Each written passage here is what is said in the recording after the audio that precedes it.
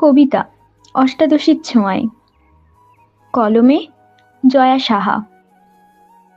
স্বপ্ন যখন চোখের কার্নিশে, কল্পনাতে বিভোর মন, বনে চলি এক রাস অবাধ্যতা, চঞ্চলতায় দুই নয়ন।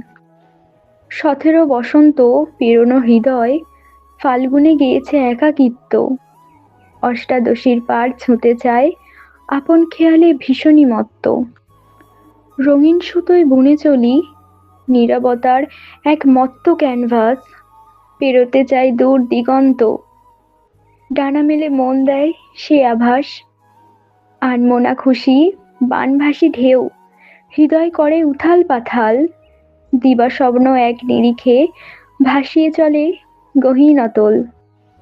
অশান্ত মন তখন রূপ সাগরে, রূপের আদলে মোম গলে যায়। আলতো ছোঁয়ায় কাঁপি যেই, আবেগ বড্ড ভাবনায় মেশায়।